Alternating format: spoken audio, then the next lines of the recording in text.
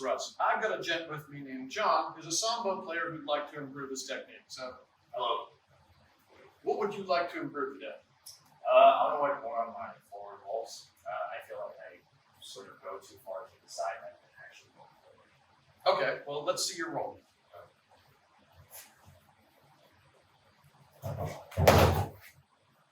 Okay, yes, there's many parts of that can be improved.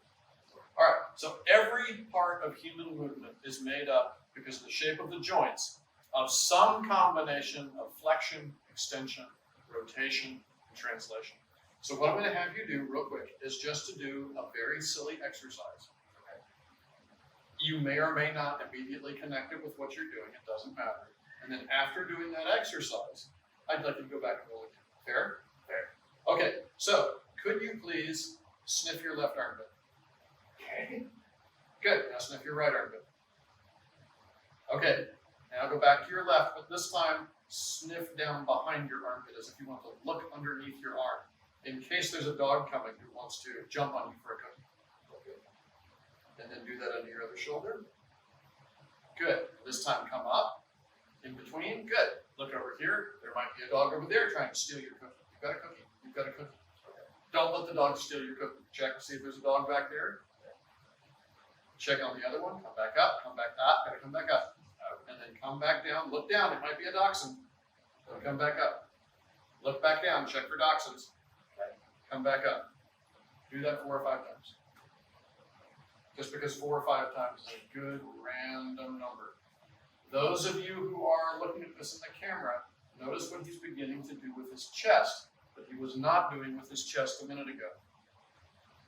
He's beginning to flex. Now look even further down, as if your goal was to see how far behind you could actually look.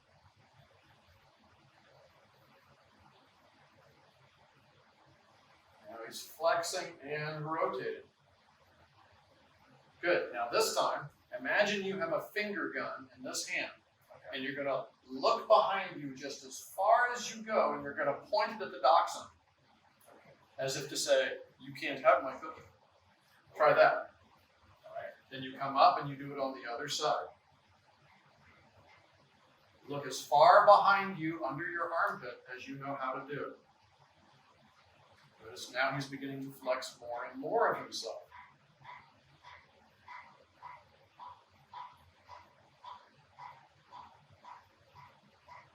Good, stop. On this side, you have no trouble whatsoever with the idea of coming here. Come back up to the center.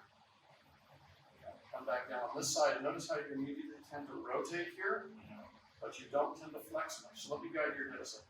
Okay. Oh, that would feel very different, wouldn't it? Yes. Without doing this, guess what's going to happen to your rolls? So take your finger gun, point at the dachshunds back there. Okay. Let yourself fold. Let yourself come up. Let yourself fold. Let yourself come up. I'm not using much force here. I'm simply introducing the idea that he has the ability to move in a way that's outside his usual pattern.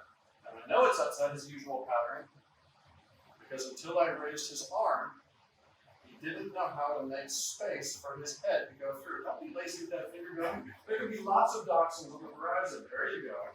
Good. Now go the other way. All right, good. So take that off and show me your roll. Okay. Can you roll after finger gunning a dachshund? Yes.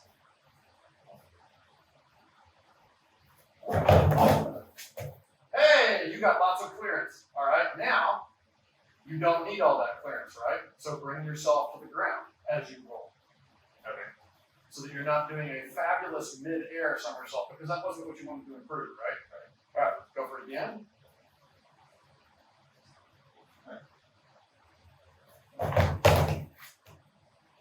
Okay, don't worry about the dachshunds. Just roll. Okay.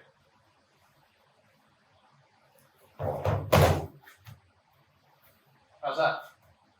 Felt better. Felt better? Yeah. A lot less bangy? Yes, and I was a lot more loose too. Good. Try it on the other side. Oh boy. Oh god. The dreaded other side. Don't worry, there's dachshunds over there too. Oh no. Go for it. Okay, it was a little more of a side roll. Do you know why it was a little more of a side roll? Well, one, I'm comfortable with that side, but two, I think I didn't go far enough going. And the reason you're not comfortable with that side is your pattern says I'm a rotate here, as opposed to rotating and flexing. So now you know if you want to improve that side's forward roll, what to work on. Okay, shoot those invisible ducks since you want your cookies, right? And get the idea that you can change shape in both those directions. All right, let's see your forward roll again, now that you've had a little more time to percolate on it.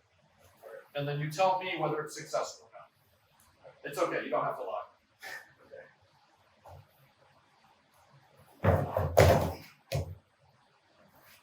Yeah, that felt better. Okay, one more time without rolling on your elbow. Okay. That's a very common beginner mistake. Okay. Yeah, don't smash your elbow as you go down. Hey, okay, how was that? Better. Okay, so when you get accustomed to recognizing what your patterns are and how they inform your techniques, you will discover that techniques are not fundamentals. Your basic building blocks of movement are fundamentals, and you combine those to create technique. Improve your ability to perform the fundamentals: rotation, flexion, extension, and translation for some joints like the ankles, and all your techniques will magically and spontaneously improve. Thanks. Have a good one.